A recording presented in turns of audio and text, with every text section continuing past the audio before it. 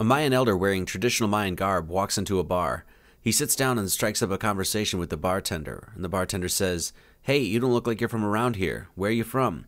The Mayan elder says, "Earth," and the bartender says, "So what do your people believe in?" And the Mayan elder replies, "Well, our people believe that the earth rests on a giant crocodile sitting in a lake of water lilies." And the bartender says, "Wow, that's fascinating. Tell me more." An Anishinaabe elder, wearing a traditional feathered headdress, walks into a bar. The bartender says, "Hey partner, where are you from?" And the Anishinaabe elder says, "Around these parts." The bartender says, "The last guy I had in here believed the earth was on a crocodile. What do your people believe in?" And the Anishinaabe elder replies, "Well, our people believe that the earth sits on the back of a giant turtle resting in a great ocean." Bartender says, "Wow, that's incredible. Tell me more." A gentleman sitting at the bar then walks up to the bartender and says, "Hey, I heard you talking with those native wisdom keepers about the earth. Do you know what I believe?" The bartender says, "No, what?" The bar patron says, "I believe that the earth is flat." The bartender says, "The earth is a ball, you idiot. Get the fuck out of my bar." Ignition sequence start. 6, 5, 4, 3, 2, 1, 0. All engine running. Liftoff. We have a liftoff. 32 minutes past the hour. Liftoff on Apollo 11. Tower cleared.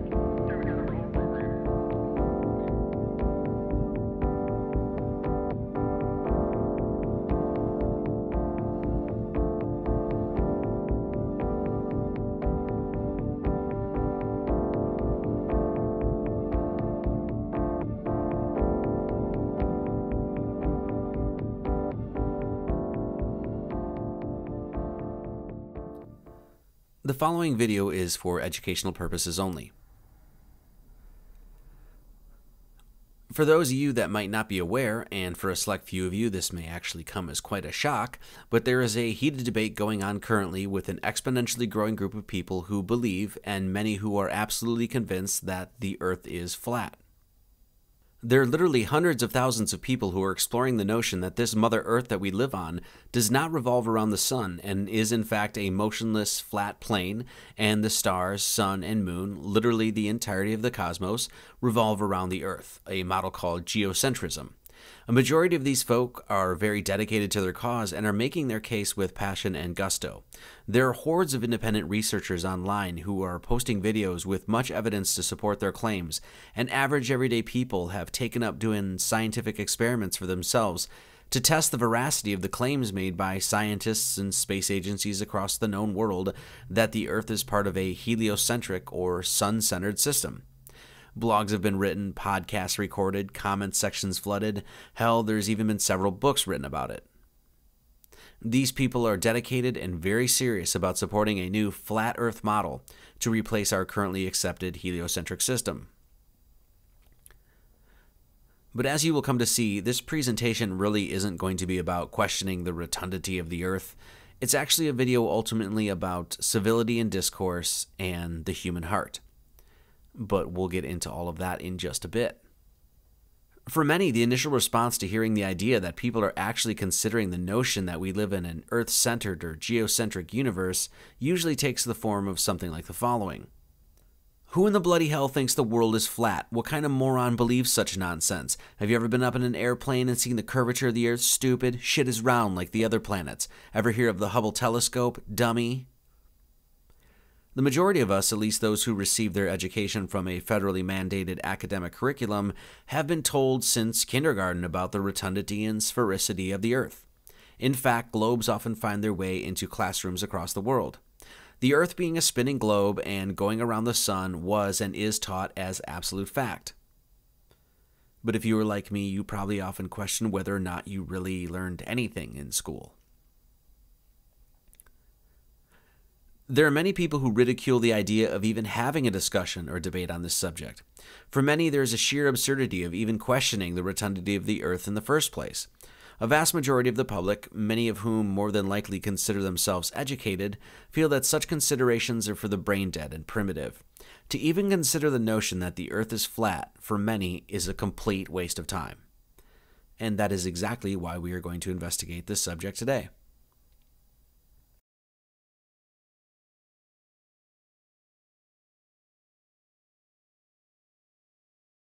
Is there any great flaw or fault in restating our assumptions and clarifying with scientific precision the things that we have come to know to be quote-unquote true and without question? What is so wrong with critically examining fundamental and widely accepted ideas about such things as the shape of the earth and the nature of the system that we reside in? How often have we ever even considered questioning the celestial mechanics of the world in which we live?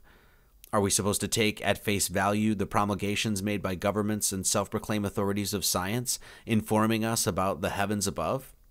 If you were like me, you take to heart what the great George Carlin said about governments.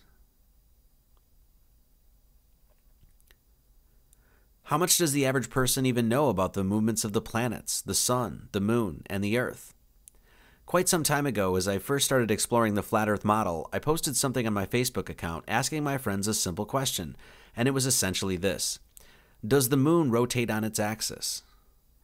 Now, this seems like it should be a pretty easy question to answer, one that an educated populace would be able to answer without so much as a glance at a textbook or looking the answer up online. But funny enough, the answers in the comments section varied so wildly and so completely that it made me realize that most people are going through life clinging, sometimes desperately, to models, ideas, and paradigms that they really know nothing about. And this is a serious problem. So what do we do about this problem? Well, the best way I have always learned to get to the bottom of things is to apply the scientific method, using reason and logic as my guides to make tangible the best answers to the proposed questions at hand.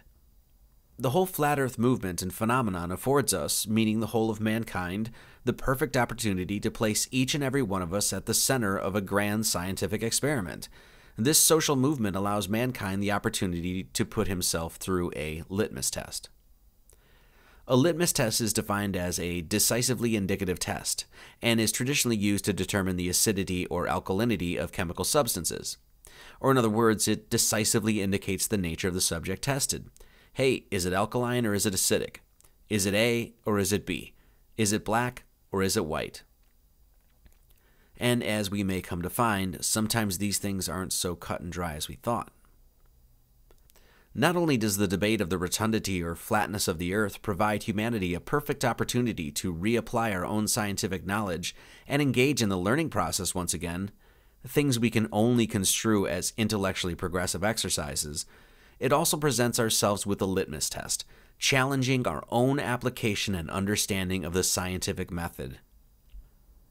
Our litmus test will be A. Are we using the scientific method, not relying on preconception or bias to arrive at our conclusions? Or B. Have we failed at such a noble objective? And let us make no mistake about it, the pursuit of science is not relegated to the universities and institutions of higher learning. Science, by definition, is the intellectual and practical activity encompassing the systematic study of the structure and behavior of the physical and natural world through observation and experiment. Anyone can make those observations and experiments. Science is a method of investigation, not a set of beliefs. Science is not monopolized by governmental institutions and by men in white lab coats. Science belongs in the hands of each and every human being on this earth, regardless of what anyone says. First of all, if you're a fucking guy that's making YouTube videos about the earth being flat, that shit isn't research. It's just not. It's not. You're not a scientist. You're not wearing a lab coat. You don't work for a major university. Just because you're some fucking jack-off alone in your room obsessing about nonsense, that's not research. The fact is, science and its basic methods are easy to follow and abide by. The pillars of the scientific method consist of asking questions, doing background research, constructing a hypothesis based on the testing and analyzation of that data, drawing a conclusion and reporting the results. Scientific research must be repeatable, verifiable, demonstrable, as well as able to undergo a healthy amount of scrutiny and criticism. Simple as pie. What often gets in the way of the pure pursuit of science is the human ego.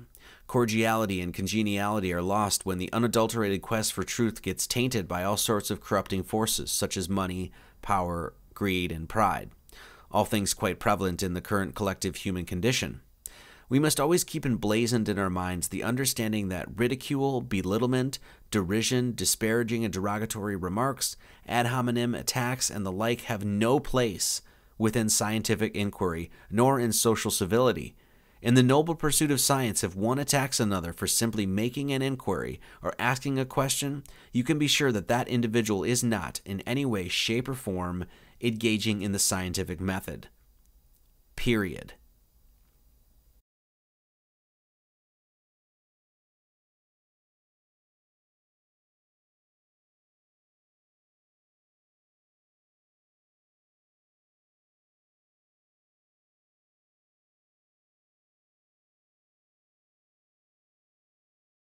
We must abandon any inclinations to revert to childishness and always be constructive with our debates and discussions.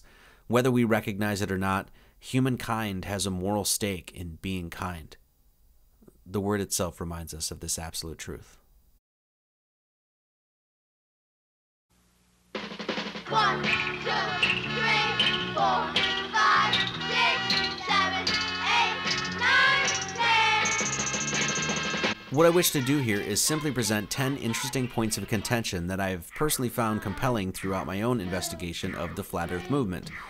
This video is not intended to be an unbiased scientific investigation because ultimately that investigation rests in your hands and in the hands of the community at large. Since we will only be covering 10 unique questions surrounding the nature and construction of our earthly system, this investigation is obviously anything but conclusive. But I do feel that addressing and highlighting these 10 particular aspects will make a strong enough case as to why so many people have begun to seriously question our proposed heliocentric system. It must be noted that there are so many different facets to consider when it comes to understanding the very dynamic system that creates our blessed little home here in the universe. Obviously, when confronted with such a dynamic system as our solar/geocentric system, there is a bevy of varying phenomena that one has to take into consideration. Things like the phases of the moon, the path of the sun, the cause of seasons, the retrograde motion of planets, the mechanics of the pole star, flight paths, the cause of tides, eclipses, etc., etc., etc. Without a doubt, there are countless things that must be taken into consideration before we may draw any sort of final conclusion on the matter. The goal here is not to cover each and every one, for time dictates otherwise. There is now a growing and bountiful outpouring of videos on YouTube, with varying degrees of quality and truthfulness, that anyone may go and explore if they so choose. If you have questions about the proposed flat earth model not covered here, which you surely should and will, there are numerous sites that cover each and every one. When undergoing your investigation, I would only add this. When combing through the endless videos and material on this subject, you will come across many characters. There are deceivers, liars, people with wild and outlandish imaginations, people who have done little to no homework, people who place blame where blame is not to be placed, people with squirrely revelations and mad prophecy, people who claim to have answers, and people who work full-time at propagating disinformation. There are also a lot of very loving and kind people out there, many trying to make sense of an often senseless world, and so many who simply seek truth. In short, and in other words, be careful. It's a jungle out there.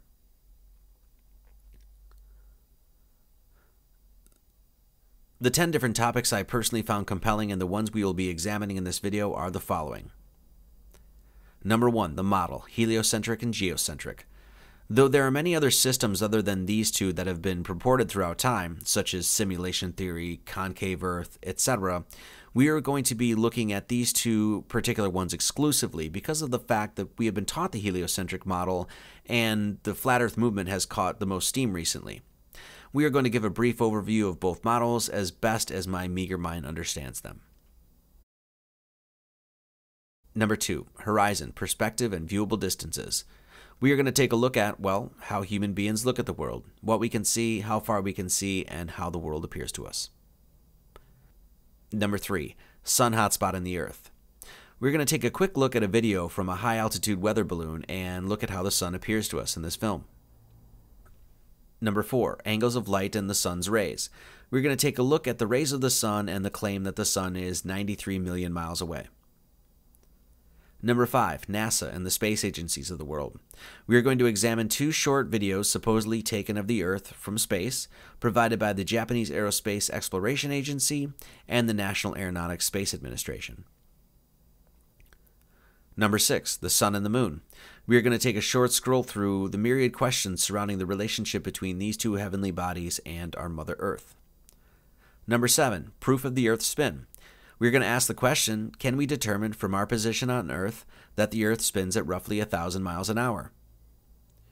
Number 8, the existence of gravity. We're going to watch a university professor explain how the gravitational constant was discovered and take a look into what is known as the Cavendish experiment. Number 9, an analysis of a time-lapse video of the sun. We are going to watch a brief video showing a time-lapse of the sun and analyze what we are seeing. Number 10, the astrolabe. The astrolabe is an ancient astronomical computer, and we are going to take a look at its functionality today. Okay, so here we go. Number 1, the model, heliocentric or geocentric. What I'm going to try to do here is present very succinctly the general outline and model for both the heliocentric and geocentric systems, again, as best as I understand them. We will take a quick look at basic explanations for the phenomenon we see, as well as look at a quick history of both, and I will try to do this as commonsensical and tersely as I possibly can. So the first model we intend to investigate is the heliocentric system, the system that we have all come to know and the one that we learned about in our state-run educational curriculum. In the heliocentric system, the sun, or Helios, resides at the center of the system, with that sun flying through space at nearly 500,000 miles an hour, or 483 miles per hour to be more precise. The Earth, one of the planets in an entire system of planets, revolves around the sun at roughly 67,000 miles per hour, in a large orbit taking 365.24 days to complete. This elliptical orbit around the sun finds the Earth 93 million miles away from the sun in summer, and 3 million miles closer to the sun, or 90 million miles away during winter, a fairly counterintuitive phenomenon called aphelion and perihelion. The band of stars that we see overhead at night is called the Milky Way galaxy, and is the spiral galaxy that our solar system is a very minute part of. The stars we see in the night sky are millions of light years away, a light year being the measure of time it would take light to reach a destination. Our galaxy is just one of literally trillions of galaxies that exist in the ever-expanding universe, giving rise to the notion and statistical probability that Earth, and the life that exists upon it, though unique in its own way, is probably nothing special, as there are many solar systems and many Earth-like planets out in the heavens. The Earth itself is an oblate spheroid, tilted at 23.4 degrees and rotates counterclockwise on its axis to the tune of roughly 1,000 miles an hour at the equator. This rotation is said to cause day and night. The moon rotates around the Earth, with the moon itself rotating on its own axis. And even though the moon spins on its axis, we never see this rotation, and hence we never see the dark side of the moon, and this is due to the fact that the spin of the moon is tidally locked to the Earth's rotation. The heliocentric system is a rather newly adopted system, having first been introduced in the mid-1500s by Nicholas Copernicus in his book On the Revolutions of the Celestial Spheres, released upon his death in 1543. The ancient Greek Aristarchus had proposed a heliocentric theory in roughly 250 BC, possibly working off the theories of the mythical Pythagoras, who supposedly lived a few hundred years prior, but his theories fell out of favor, with many adopting the geocentric model as proposed by the likes of Aristotle and Ptolemy. The geocentric or flat Earth system puts the Earth at the center of the drama, with the sun, moon, and stars above revolving around it, just as mankind perceives it. The sun and moon at varying speeds with one another make roughly concentric paths around the center of the Earth, with many postulating a magnetic pole or source dictating these paths. The rising and setting of the sun is caused by perspective, with the sun rising as it approaches the viewer's vanishing point along the horizon, and sets as it moves away from the viewer and ultimately out of sight. The sun stereographically projects onto the plane of the Earth and acts as a spotlight, which is the cause of day and night. The sun and moon are roughly the same size and same distance away, just as they appear, with current figures given for those objects to be roughly 32 miles in diameter and approximately 3,000 to 4,000 miles away. The moon, like the sun, is its own light source, and the phases of the moon are more than likely caused by the moon itself, and not by reflected light from the sun, as understood in the heliocentric model. The Earth is stationary, and the stars in the heavens revolve around the Earth, hence why the pole star, or Polaris, always remains visible no matter what season it is on the Earth. The Earth has a central pole, being the North Pole, with the southern magnetism being attributed to an ice wall or shelf surrounding and holding in the oceans, what is deemed Antarctica on the globular model. Many flat Earth proponents point out the fact that Antarctica is essentially off limits to independent investigations due to the Antarctic Treaty of 1961, signed jointly by many of the most powerful nations in the world. The flat Earth model has no need for gravity or stars billions of light years away because the stars are close and contained within the Earth-sky system. Relativity also becomes irrelevant because there is indeed an up and indeed a down, just as we experience here on Earth. There are several members of the geocentric community that make it a point to note and clarify that they do not necessarily believe that the Earth is not a sphere, but rather that the flat landmass that mankind stands on is not wrapped on the outside of the sphere, but instead a flat plane existing within a sphere, much like you would see in a snow globe. Many flat earthers postulate a literal firmament or dome that contains the heavens above, which parallels and is in accord with many different mythologies and religious scriptures. The flat earth model has been in existence for thousands of years, has been adopted the world over by Mayan, Hindu, Jain, Buddhist, Egyptian, Norse, Native American, Chinese, and numerous other cultures. Both the Holy Bible and the Quran seem to strongly suggest a flat earth cosmogony. The previous is, as already stated, a very brief and abridged explanation of both models, as best as I can understand them, and further exploration and research is encouraged by those who may be unfamiliar with the inner workings of each one.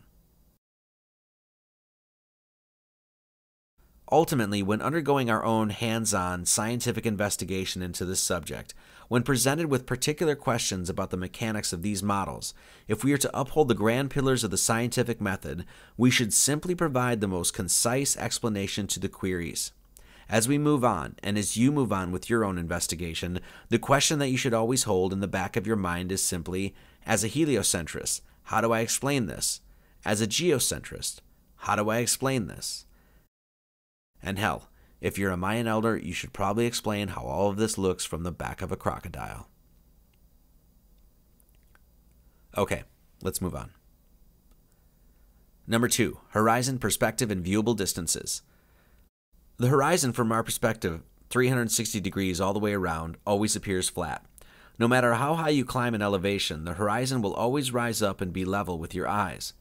High-altitude balloons have traveled upwards of 33 miles in elevation, and when the curvature of the camera lens, usually a GoPro fisheye lens, is accounted for, which changes the horizon line from convex to concave to flat as it bounces, we find that the horizon remains completely flat and no curvature is ever seen. How can this phenomenon be best explained? The flat Earth model explains this by the fact that the Earth is a plane, not a planet, and therefore what is viewed with the eye is consistent with the actual flat, extended plane on which we live. The best explanation from those in the heliocentric camp explain this occurrence by the fact that no one has just gotten high enough in elevation to see the curvature, due to the immensity of the Earth. The horizon only looks flat because we are seeing a very small portion of the massive Earth. Pics from NASA and other space agencies also show the curvature of the Earth as well. Personally, I must say that, though the heliocentric explanation at first hand may seem plausible, it is not consistent with the math as given to us by spherical geometry. People all over the world, myself included, have reported seeing distances that, according to the basic mathematics of a sphere that has an equator of roughly 25,000 miles or so, should just not be visible. Objects 20, 30, 60 miles away and further have been spotted, many of which at sea level, that just should not be seen according to the math. Ships that have supposedly sailed over the curvature of the Earth, when zoomed in with a telephoto lens, can clearly be seen, which is completely inconsistent with the heliocentric or globular Earth perspective. Number 3, sun hotspot on the Earth. In this very popular video that has made its way around the flat Earth community, a high-altitude balloon was sent up by the company Dogcam Sport to shoot footage of the Earth in an effort to promote their online camera company. As far as I am aware, this video is real and is not fabricated whatsoever. We can clearly see in one part of the footage that the sun makes a hotspot on the Earth. The question this video poses is, if the sun is 93 million miles away from the Earth as claimed by modern astronomers, then how in the world is the sun creating a singular, circular, very clear hotspot on the Earth? The flat Earth proponents explain this simply by saying the sun is not 93 million miles away. It is actually rather close, and so this phenomenon we see makes perfect sense. If the sun is 93 million miles away, then the rays that would reach the Earth would engulf the Earth equally and be parallel to one another, as shown in this graphic. Though I've looked fairly extensively for an answer to this anomaly by the globe Earth proponents, I've yet to find one that is personally satisfactory. Number 4. Angles of light in the sun's rays. In this picture we see the rays of the sun bursting through the clouds, and it is very easy to see that the rays converge to a point that seems to exist just beyond the clouds. Many people experience this phenomenon every single day, and I must say that personally it is quite a beautiful and magical sight. We must conclude that if the sun is 93 million miles away, the rays that would reach the Earth at a 90-degree angle, with all rays parallel to one another, as just mentioned. The Flat Earth community explains this occurrence by the fact that the sun is close to the Earth, once again roughly 3,000 or so miles away, and the viewable light is converging directly back to the sun itself. The only answer I have found that describes this phenomenon by the globe Earth theorists is that the sun's rays are reflecting off the various layers of the Earth's atmosphere, with those layers being the exosphere, thermosphere, mesosphere, stratosphere, and troposphere. The light rays, once they reach the Earth, are dispersed, which is caused by light refraction, or the bending of a wave when it enters a medium where its speed is different. I take issue with this explanation personally because if such were true, should we not see divergent rays all over the sky instead of this phenomenon simply happening locally? Number 5. NASA and the space agencies of the world. For this one, we are going to ask one simple question. Can NASA and the numerous other space agencies of the world be trusted when it comes to the information that they provide?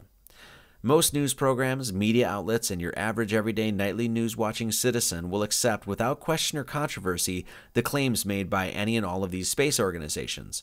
Images and data sent from the New Horizons satellite floating towards Pluto billions of miles away, the Curiosity rover on Mars picking up samples of the Martian surface, the Hubble telescope snapping pictures and videos of quasars, pulsars, nebula, etc., all throughout the universe.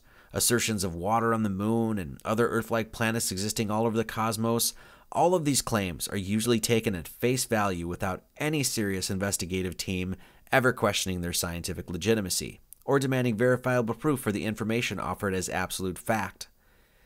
Average everyday people don't often ask questions like, hey, how does the International Space Station handle traveling speeds of 17,500 miles an hour around the Earth in the thermosphere that is said to reach temperatures of 3,600 degrees Fahrenheit? How does the International Space Station ground itself without ever touching ground as it continually builds up a static electric charge cruising around the Earth?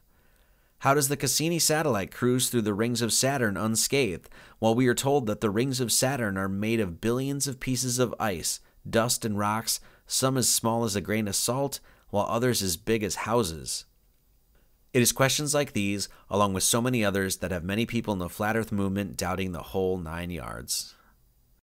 I will be playing 2 quick videos. The first one is provided by the folks at the National Aeronautics and Space Administration and is a supposed shot of the dark side of the moon as it passes before Earth in a roughly 25-hour period. The second one was released by the Japanese Space Agency and is supposed to be a video taken of Earth rotating in space. Let us take a look at the first video. This video is said to have been taken by a satellite floating somewhere around 1 million miles from Earth. As you can see, even though the video is supposed to be of a 25-hour period, the shot is perfectly still and the cloud formations hardly, if ever, move in this entire span of time. Besides looking just absolutely fabricated, it must also be noted that the moon crosses a great distance over the Earth in this video, which is completely inconsistent with what we are told the orbit of the moon should take around the Earth, which is a period of approximately 28 days. Also pay attention to the fact that not a single star is seen in the background. Where are they? There are numerous anomalies and inconsistencies with this video, and even the untrained eye can see that this footage has some serious issues with its authenticity. The second video is provided by the Japanese Space Agency, and shown here is supposedly a video of the Earth as it spins, creating day and night. If you take notice, the camera is once again perfectly still, not a nudge, shake, bump, or shift in the viewpoint, which in itself seems completely illogical considering that this was supposed to have been taken from a weather satellite drifting in orbit in the vacuum and infinitude of space. As you can clearly see, the clouds all move together in perfect harmony, almost as if one enormous weather pattern swept over the entirety of the Earth. Notice that when the day turns to night, no lights can be seen on the Earth. Is this because the satellite is too far away to detect them? Also notice we do not see any of the supposed 1,800 satellites orbiting the Earth, nor do we see the International Space Station that is supposed to be traveling at 17,500 miles an hour. Also take note, just like the last video, the absence of stars in the background. Though we can see stars here on Earth very clearly, and astronauts at NASA recently admitted seeing stars in space, it is a complete wonder why we do not see a single one in any of these videos. I have personally shown these videos to non-conspiracy minded people and asked them point blank if they believed that the footage that they were viewing was real or CGI, and the response I received every time was a laughing, absolutely not, that is fake as hell and obviously computer generated. The internet is littered with sites, once again of varying quality and accuracy, that have heap loads of evidence that calls into question literally everything these space agencies do. From the International Space Station to the Apollo moon landing hoax, there is an excited, passionate, and fast-growing demographic of people that are calling bullshit to the claims the governments of the world are making, and they are backing up their grievances with mountains of evidence. I have done an entire video on my own personal feelings towards NASA that you can find on my channel entitled Curiosity Roving Through the Claims of NASA, which is a concise and to-the-point video addressing many concerns and anomalies with the information released by this American space agency. I feel that it is well worth your time.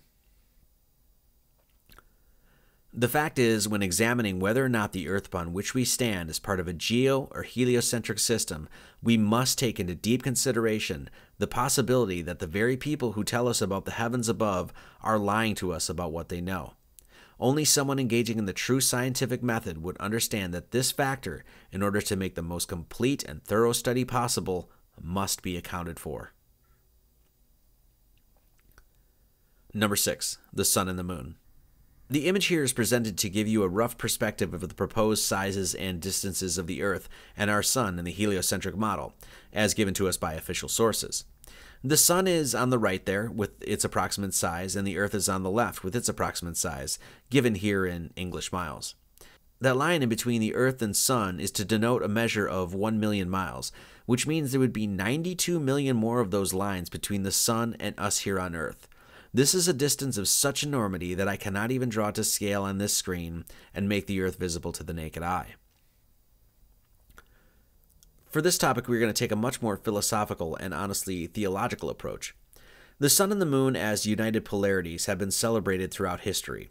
I think it's safe to say that there is not a culture, nor tribe, nor civilization across the known world that does not pay homage or draw particular attention to these two heavenly bodies. Now, I am not necessarily trying to advocate the belief in a God here on this point, but standing back and looking at the relationship of these heavenly bodies with our Earth and analyzing it with a purely mechanistic and engineering mindset, either one of these models, whether geocentric or heliocentric, at least in my humble opinion, clearly expresses elements of design, intelligence, and intention. In the heliocentric model, we have a sun and moon appearing the exact same size in our sky from our perspective on Earth, with a whopping nearly 93 million miles difference between them. The idea that this Goldilocks zone that the Earth is in, or this perfected balance maintained long enough for such biological complexity to arise, is somehow just happenstance and accident and the result of simple laws of physics, seems, to be downright blunt, absolutely absurd. What is there more evidence of here? Design or chaos? Intelligence or haphazardness? Holistic functionality on a micro and macro scale, or a jumbled volatile mess? If you were in Vegas and you had to bet the farm on whether or not such a perfect, exquisite equilibrium between the sun and the moon was created with A. Intelligent design, or B. Consciousless randomness, what would you choose? The geocentric model also delivers us into notions of a creator as well when we analyze how its proposed system works. A flat plane with a possible dome overhead encasing the landmass, a sort of terrarium if you will, that within it has two spheres or disks rotating around it, creating a cycle in which life may continually flourish and then pass away, not to mention the entirety of the stars above rotating around this whole thing. I mean, how are we supposed to imagine this as accident? Like I said, I'm not trying to convince you of anything here, But to me, it's hard to imagine, whatever model we use to explain our world, that there is not intelligence at work here. How can man, as an intelligent animal, somehow use his intelligence to come to the conclusion that the nature that he was born from is unintelligent? That seems like really, really bad logic.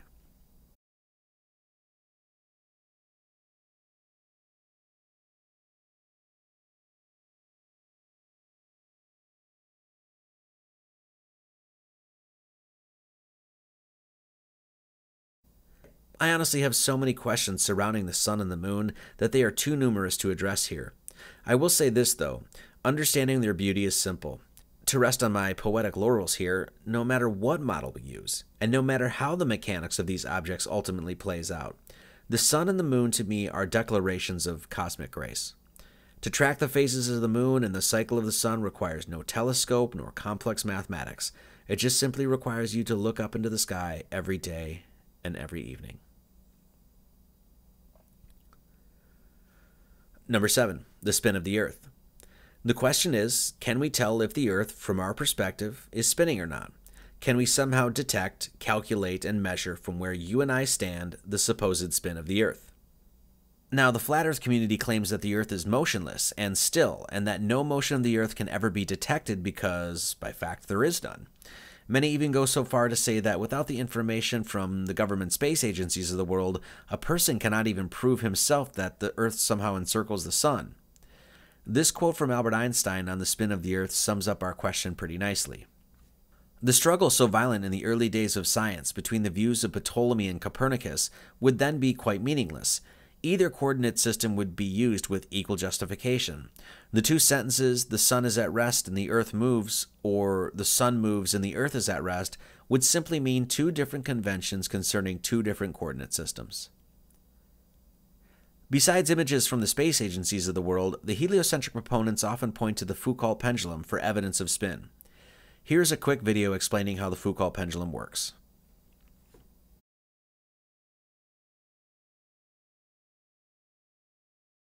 A Foucault pendulum is a pendulum with a specially designed pivot, designed so that it can swing back and forth in any direction around the vertical. So that's in contrast to, for example, a grandfather clock, where the pendulum has to swing in a particular plane. Let's imagine that you have a Foucault pendulum and you're at the North Pole of the Earth. When you set the pendulum swinging, you determine a plane in which the pendulum is swinging. And that plane is fixed. So as the Earth rotates underneath the plane of the pendulum swinging.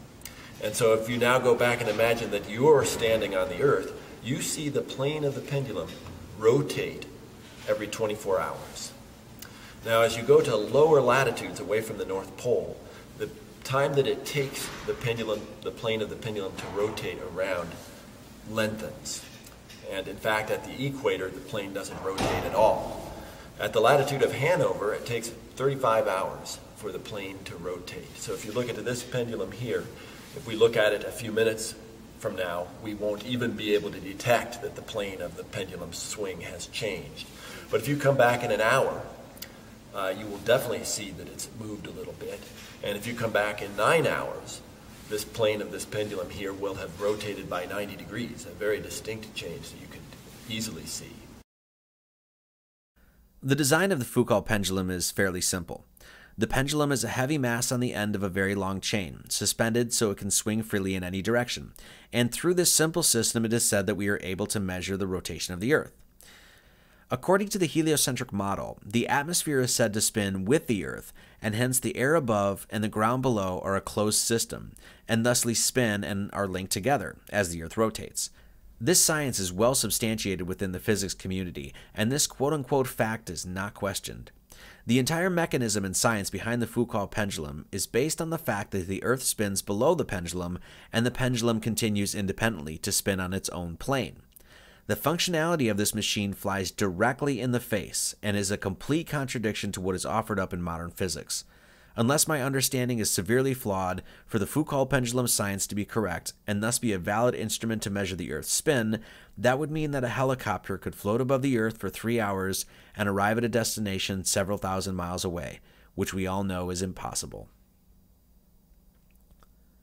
Foucault pendulums are working in science museums across the world. Question: have you ever felt the Earth spin? Number 8. The gravitational constant.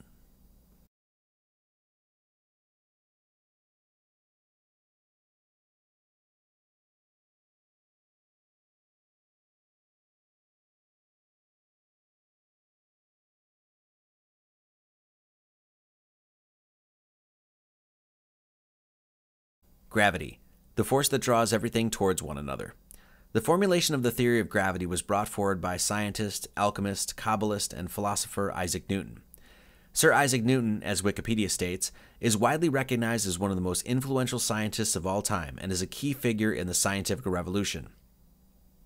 His book Principia Mathematica, or The Mathematical Principles of Natural Philosophy, first published in 1687, laid the foundation for classical mechanics.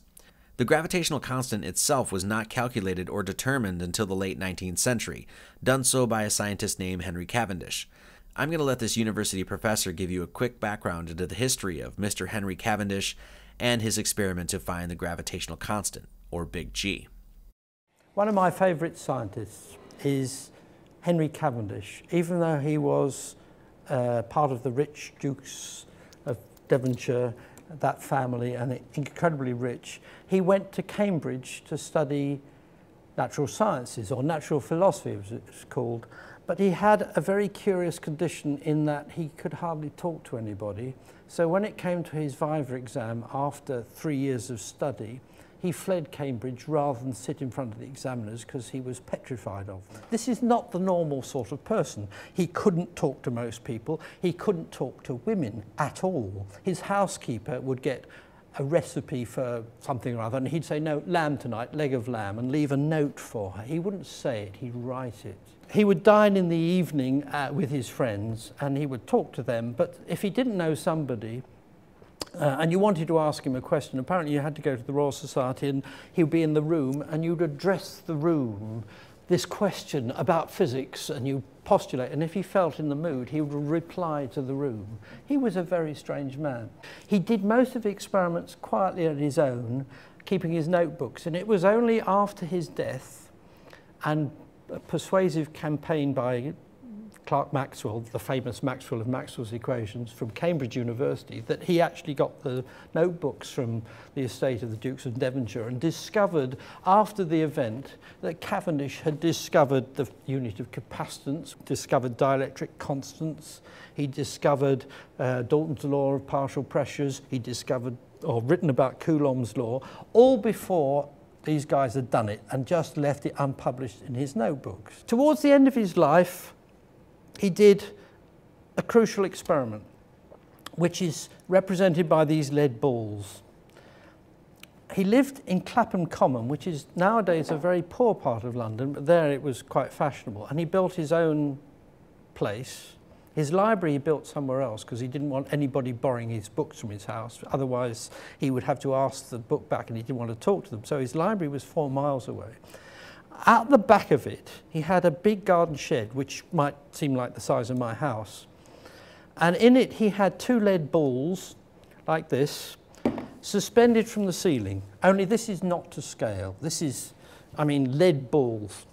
Now, the real problem is that he wanted to measure the attraction between 2 objects due to gravity.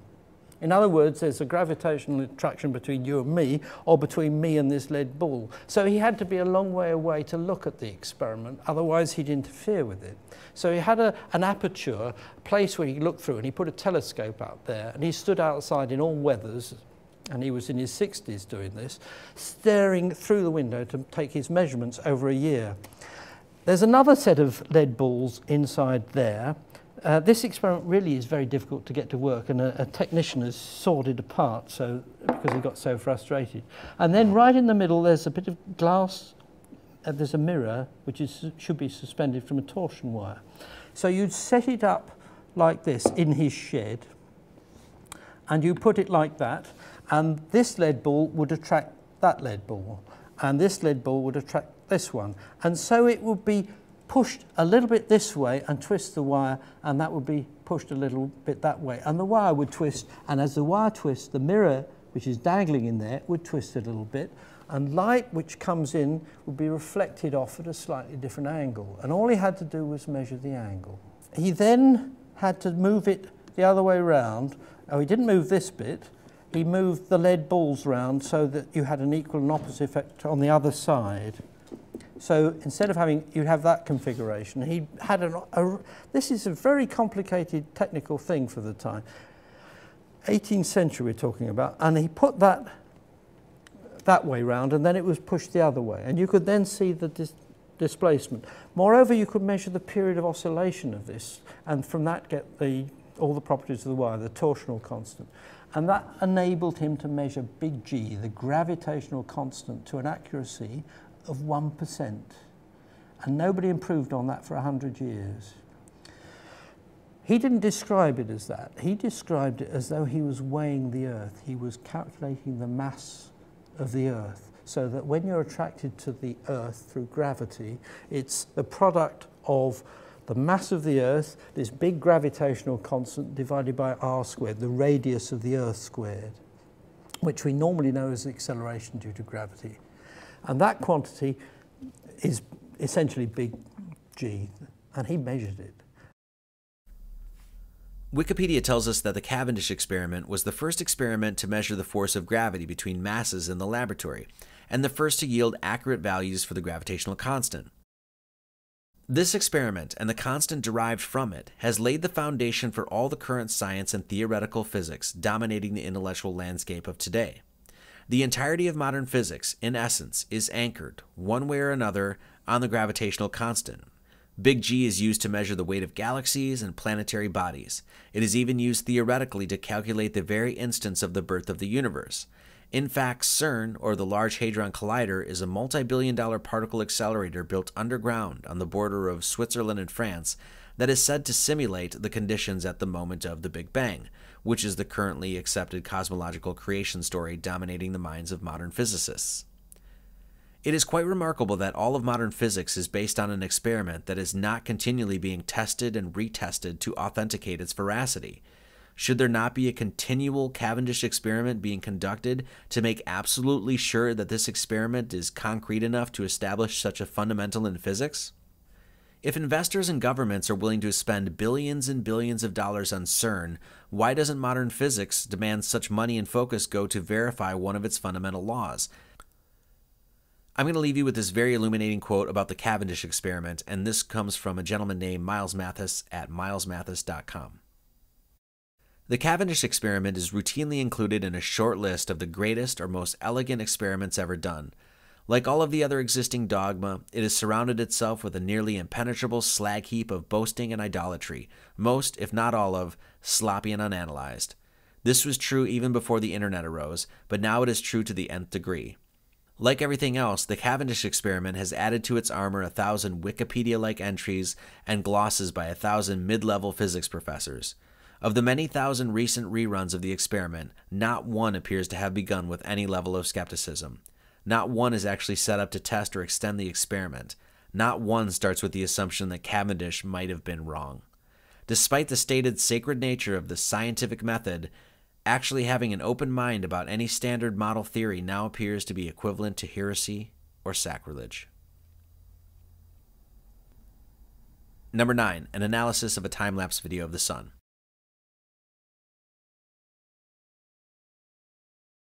The video you are watching right now comes from a YouTuber named P-Brain. The crux of this gentleman's video is aimed at explaining how the path of the sun through our skies, including sunrise and sunset, can be easily determined by simply understanding the laws of perspective, as well as the orbit that the sun takes around the center of the Earth, as understood in the geocentric model.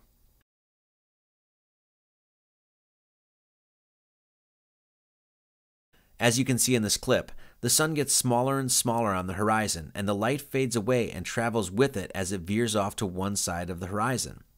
Flat Earth proponents claim that this is exactly what the sun does in a flat Earth model, and further, if we are to assume that the sun is 93 million miles away, the idea of attributing this phenomenon to the turning of a sphere at such vast distances does not really seem to make logical sense, since from whatever longitude and latitude we are in, the sun should fade evenly across the horizon.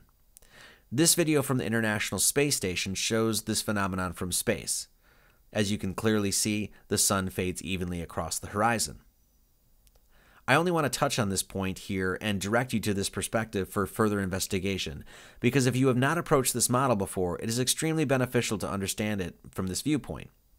Though this is not necessarily an endorsement to this particular man's work, I would highly recommend watching a few of the videos he has put together. Number 10. The Astrolabe. The astrolabe is an ancient astronomical computer that has many uses, including, as told to us by Wikipedia, locating and predicting the positions of the sun, moon, planets, and stars, determining local time, giving local latitude, and vice versa, surveying, and triangulation. The astrolabe was used during classical antiquity, the Islamic Golden Age, the European Middle Ages, and the Renaissance for all of these purposes. The early astrolabe was supposedly invented by Apollonius of Pergam around 220 BCE, which means that the astrolabe has been prevalent throughout history for over 2,000 years. Astrolabes can be purchased or built today and can be used with precision on our modern night skies. We are going to watch a brief clip from a video given at a TED conference about the astrolabe, its history, uses, and functionality. You can find the complete video on the official TED Talk site, and I would highly recommend watching the video in its entirety. So an astrolabe is relatively unknown in today's world, but at the time, in the 13th century, it was the gadget of the day. It was the world's first popular computer, and it was a device that, in fact, is a model of the sky. So the different parts of the astrolabe in this particular type, the rete corresponds to the position of the stars, the plate corresponds to a coordinate system, and the mater has some scales and puts it all together. If you were an educated child, you would know how to not only use the astrolabe, you would also know how to make an astrolabe. And we know this because the first treatise on the astrolabe, the first technical manual in the English language, was written by Geoffrey Chaucer. Yes, that Geoffrey Chaucer in 1391 to his little Lewis, his 11-year-old son. And in this book, little Lewis would know the big idea. And the central idea that makes this computer work is this thing called stereographic projection. And basically the concept is, how do you represent the three-dimensional image of the night sky that surrounds us onto a flat, portable two-dimensional surface? The idea is actually relatively simple. Imagine that the Earth is at the center of the universe, and surrounding it is the sky projected onto a sphere. Each point on the surface of the sphere is mapped through the bottom pole onto a flat surface where it's then recorded. So the North Star corresponds to the center of the device. The ecliptic, which is the path of the sun, moon, and planets, correspond to an offset circle. The bright stars correspond to little daggers on the rete, and the altitude corresponds to the plate system. Now, the real genius of the astrolabe is not just the projection. The real genius is that it brings together two coordinate systems so they fit perfectly. There's the position of the sun, moon, and planets on the movable rete, and then there's their location on the sky as seen from a certain latitude on the back plate. So that's just one use. It's incredible. There's probably 350, 400 uses. In fact, there's a text that has over 1,000 uses of this first computer. On the back, there's scales and measurements for terrestrial navigation. You can survey with it. The city of Baghdad was surveyed with it. It could be used for calculating mathematical equations of all different types, and it would take a full university course to illustrate it. The astrolabe is a computer, a calculator, a perfect measuring mechanism based on a geocentric, stationary model of the Earth. This piece of artistic and scientific brilliance needs no accolade, nor pomp or circumstance to announce its own craftsmanship, for its modern-day workability itself proves the genius of its design.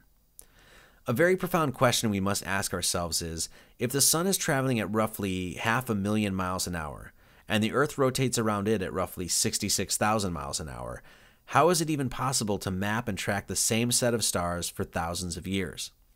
If we are to assume that the ancients created this calculator with a complete lack of understanding the true heliocentricity of our solar system, and merely created this calculator of the heavens as understood from their perspective and viewpoint, how is it possible they could have crafted such an instrument that maintains such precision over thousands of years? To somehow think that an instrument of such a high and accurate degree of calculability merely works today out of dumb luck or by accident is rather obtuse. Whoever created this instrument, whatever culture or person made it, their knowledge and ingenuity has withstood the test of time. It would seem that the heavens and the working of its cycles have been known and measurable for a very, very long time.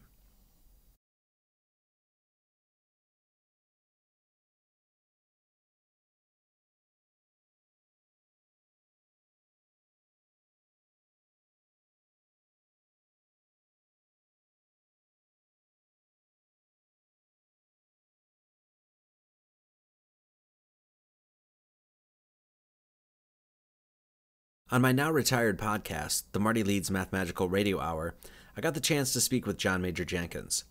John is a Mayan scholar who has a deep passion for the Mayan peoples, their culture, their heritage, history, rituals, and cosmology. John has done unparalleled, extensive, and exhaustive work reconstructing the ancient Mayan cosmology. The ancient Mayans held the belief that the Earth was a flat plane having four corners, a general theme and concept shared by many other cultures throughout time, and they also mythologized that the Earth rested on the back of a crocodile that swam in a pool of water lilies.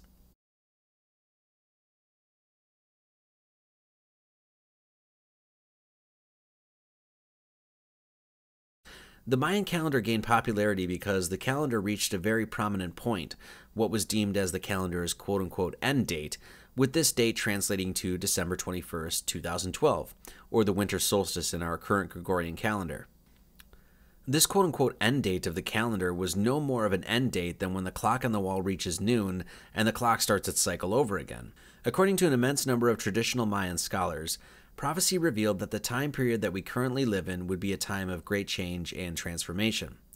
Now, many people probably remember the hoopla, hype, and propaganda surrounding the whole 2012 meme and the supposed end-of-the-world scenarios repeated exhaustively on news channels, books, and podcasts and internet sites across the world. There was even a blockbuster Hollywood movie starring John Cusack about 2012. To be clear, there never was any Mayan doomsday prophecy. No Mayan pole shift. No Mayan apocalypse scenario. None whatsoever. Nope. Just the scattered artifacts of a civilization with a superb mathematical and astronomical understanding of the cycles of time. The Mayans' true teachings about this time period was and is something that John Major Jenkins always clearly expressed and echoed throughout his lectures and writings. John was always well-reasoned and very clear about his attitude towards the intellectually deficient ballyhoo surrounding 2012.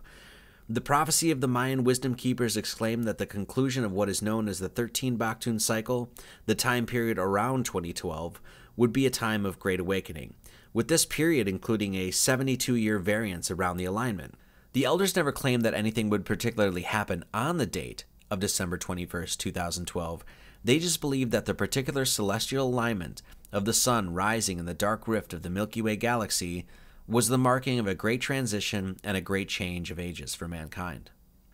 The Mayans calculated changes through a very complex and dynamic system of calendars that related and linked astronomical changes in the heavens to those here on Earth.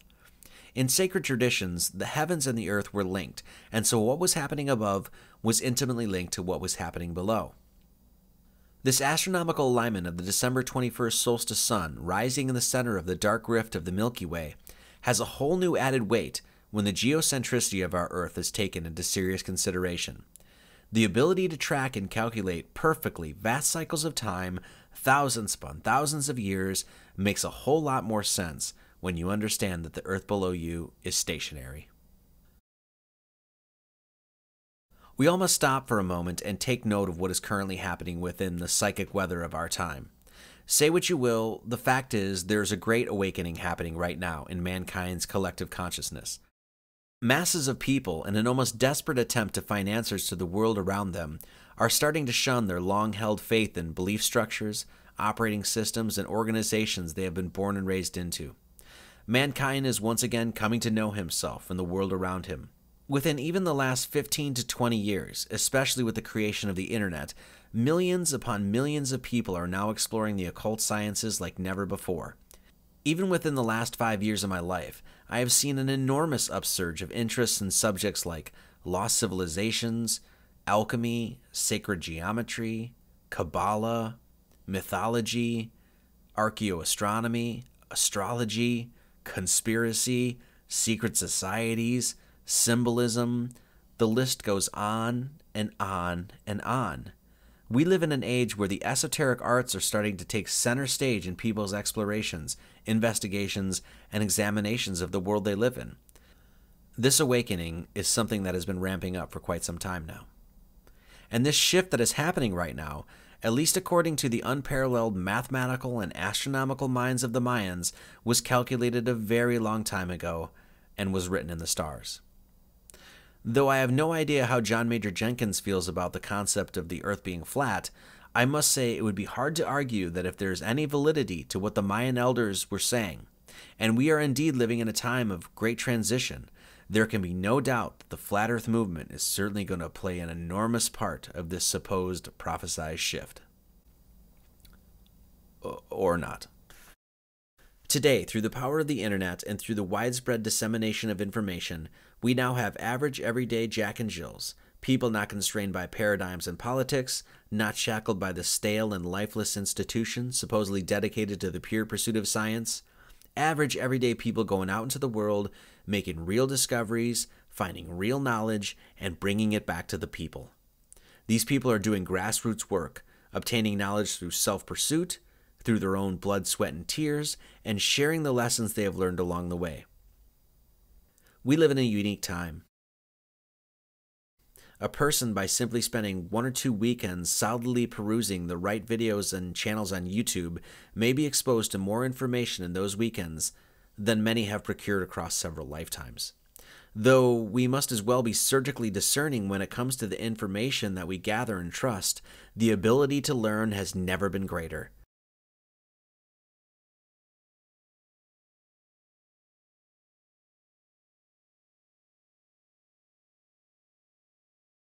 We should be grateful we live in a time that the great book of occult knowledge is being opened wide by so many scholars, researchers, and seekers who pursue their interests for no other reason than the great and undying passion they have for truth.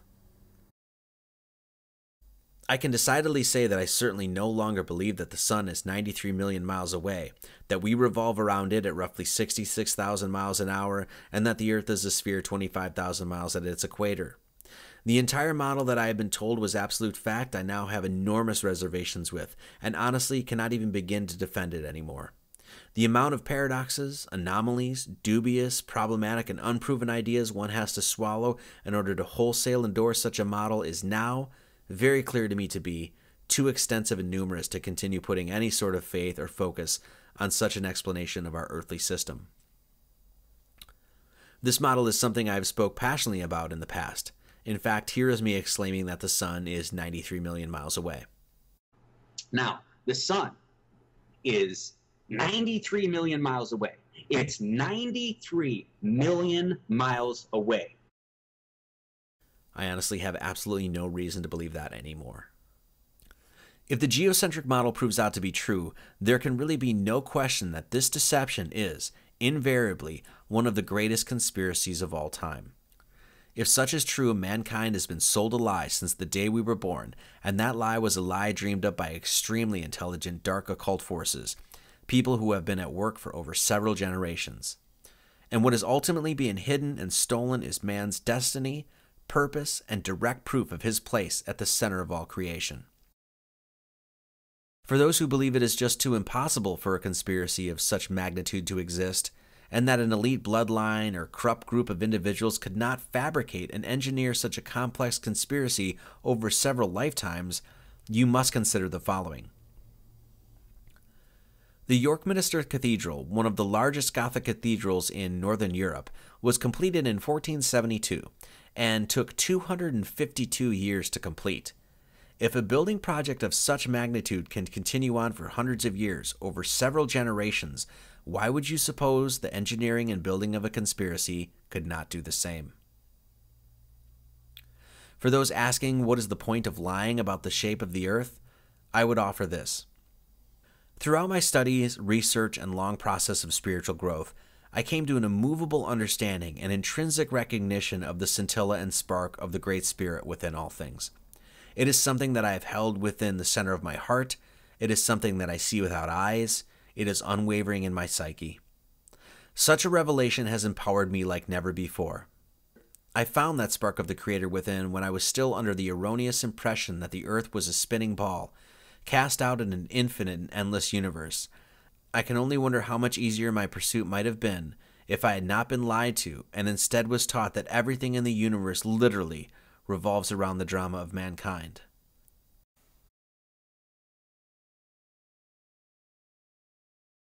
If I would have been taught that the earth is the center of everything, I can only imagine it would have been that much easier to find the center of myself.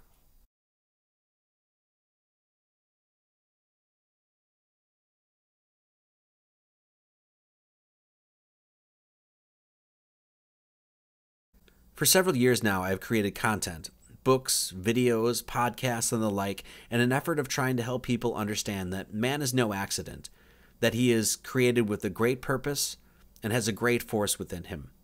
I've tried to teach and express passionately how the work of a grand architect is all around us and can be recognized and understood, and that this all-unifying force, with all of its mighty wisdom, has put mankind central to the entire mystery. Now, to get people's attention to understand some of the subjects I talk about can often be tricky. Gematria, symbolism, numerology, these are all subjects that from the outset can seem pretty difficult to grasp. But when you tell somebody that they've been told their whole life that they live on a ball and that they don't really live on a ball, well, that is a talking point that can get someone's attention real quick. And how one deals with that situation after getting someone's attention is where the human heart comes into play.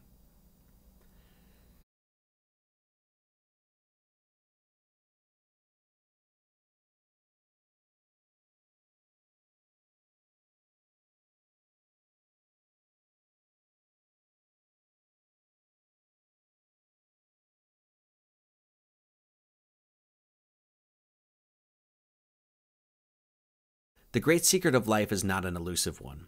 Everyone knows it well, for it is lodged deep within our chests, and our inner voice reminds us of it all the time.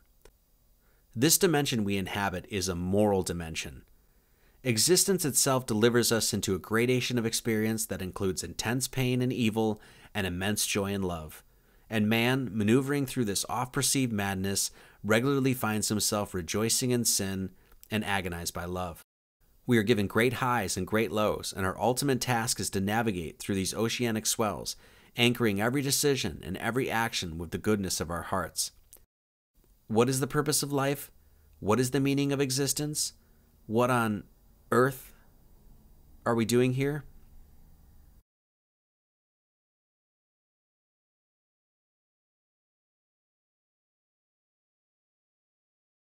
These questions often plague the seeker, and it would seem that we humans have overcomplicated the matter to the point of losing our bearings on this plane of existence.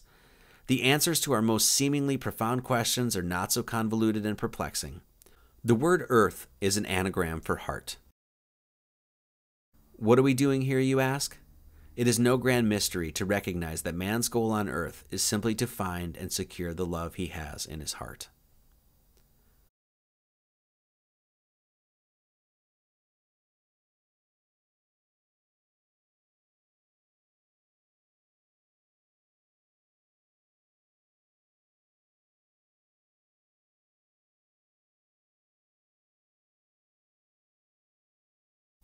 The crux of Egyptian philosophical thought, secured within the Book of Going Forth by Day, was centered on the human heart. Upon entering the gateway of death, the ancient Egyptians believed that the human being would undergo a ceremony they deemed the weighing of the heart ceremony. In this ceremony, one's heart would be weighed against the feather of Ma'at. The Ma'at were 42 moral codes that the Egyptians were to abide by and were principles that helped guide them throughout life. If one's heart weighed less than the feather of Ma'at, one would then ascend to the heavens and return to the source of all creation. There is good reason why the Egyptians did not call this ceremony the weighing of the brain ceremony or the weighing of the material possessions ceremony. Truth does not come from the acquisition of information or acquiring material wealth. Truth comes from within one's own heart. If one follows his heart, it will not steer him wrong.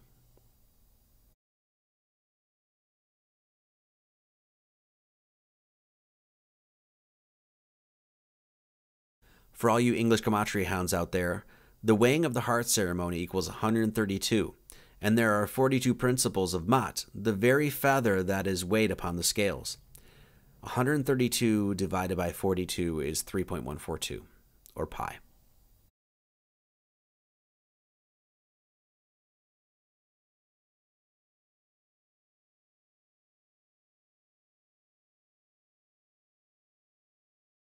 This Mother Earth is a moral dimension.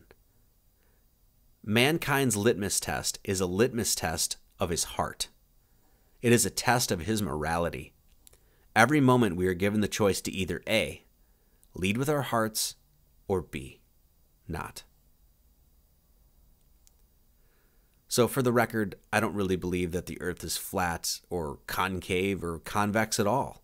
If you ask me my real opinion on what the shape of the Earth is, I wouldn't say it looks like this or like this. Really, the Earth looks like this.